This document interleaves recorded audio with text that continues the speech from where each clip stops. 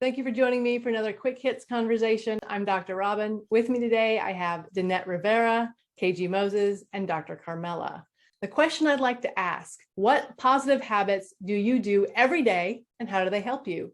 Dr. Carmela, could you kick us off? So the positive habit that I have every day is to get up and pray and meditate. And I do that to kind of slow my mind down because I'm one of the individuals whose mind is always on the run, sometimes even in my sleep. The meditation and the prayer actually slow me down, center me, and help me to pick the top priority activities for the day. And part of that meditation includes a mix of a gratitude list. I write one or two things down, and the reason for that is that it bookends. I try to fall asleep saying thank you, and then when I get up, I try to make the first thing a thank you. Does it always work? No, but I do try. One of the things I also meditate. I try as much as possible to do that before getting up in the morning. But one of the things I really do every single day is listen to music. I love music. It just lifts up my spirit. It lifts up my vibration, and I feel a lot more relaxed when I do that. My workspace is not far away from my home. So when I just put on my headphones with my music, walk 10 minutes from home to work, and that just sets me up for the day. So for me, since it's meditation and gratitude and all that's been mentioned, and that's a practice that I have as well, but something additional that I started doing is I have this habit of fasting basically till 10 in the morning. So I don't eat after 7 p.m. I start my morning with it's a cayenne pepper, lemon, and hot water tea. And that's at 7 in the morning. But then I don't really eat breakfast till 9:30, 10, depending on my schedule. And it's really done a lot for my health. And I'm feeling amazing. And I've lost 20 pounds. Intermittent fasting, the science is so good. I've often said to my husband, because we've done intermittent fasting as well, I wish the science wasn't so strong. Kind of to piggyback on that, most of my calories are my breakfast calories. I probably eat 1,000 calories for breakfast. And the reason that I've created that habit is because if you eat your calories early, your body burns them for fuel during the day. If you eat them at night, your body stores them and in the morning just says, hey, I'm hungry. That's a great habit to have as well. I think our health, right, is something that we have to invest in. And we get so busy, especially as women entrepreneurs. And if you couple that with having a partner or, having children and everything else, it seems like it's one of the areas that gets neglected so easily and we don't even notice it. But I have I've started really adding a lot of habits into my routine of daily because it just helps me to stay with what I desire to accomplish.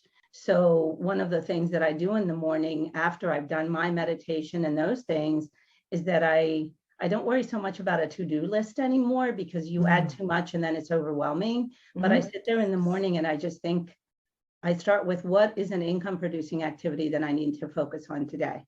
And that addresses the whole financial aspect of the business. And then I decide sort of who else am I going to connect with today and why? And that can be someone that I care about and yet I realize I haven't spoken to in months. Or it can be a potential client or, whatever that those other reasons may be. But I focus on that. And then what happens is I repeat that process throughout the day. So what a great question. I love those two. So you said, what's an income producing thing I need to do today? And then you said, who is someone I need to connect with today? I love those two questions. Thank you for sharing them. Fantastic. I wanted to also say one of the things, because I had this discussion with somebody else, because we're celebrating the Queen's Jubilee weekend in the Yep. UK. So I went out to a picnic with a group of friends, and I was having a discussion about what we were going to discuss today. And one of the things that came up was when I wake up in the morning, I always have my phone right next to my bed. And it's my habit to pick it up, and I see all these notifications and the tendency to start clicking before I even start the day. And I noticed doing that over and over again, I felt I was drained before I even start the day. And so one of the practices I've put in place is try to declutter social media, just declutter what I don't need to listen to, what I don't need to engage in, what I don't need to consume. I'm not going to partake in those things anymore.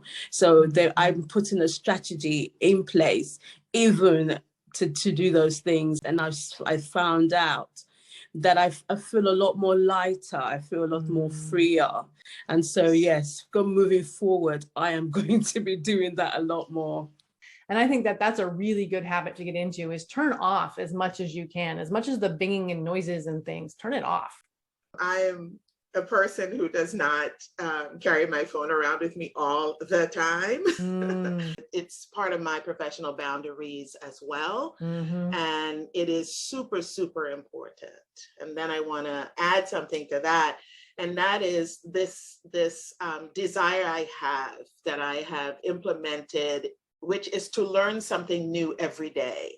Another thing that for me that is really important is working out. Having been a lifetime athlete, for my mental wellness, I have to be able to work out. Here's a question I want to ask. How did you find these habits? For me, it happened with really the more I became aware of who I am. I spent a lot of time with myself, getting to know myself. And the more I do that, and it continues to be that way all of the time now. But once I became aware of who I am and my habits and what I want for my goals, I just started. I love that it was mentioned, decluttering was mentioned, because I started really doing that with everything, and then looking at habits and saying, okay, how do I attach a new habit to an old habit that I have to make this possible, that I can develop this new habit. And that's kind of how I started coming upon new ways of doing things. And I think that's what's helped me with all the habits that I have now that are good for me and good for my business and my friendships and all of that. I totally agree with Dinette. Now I'm coming to myself. I know who I am.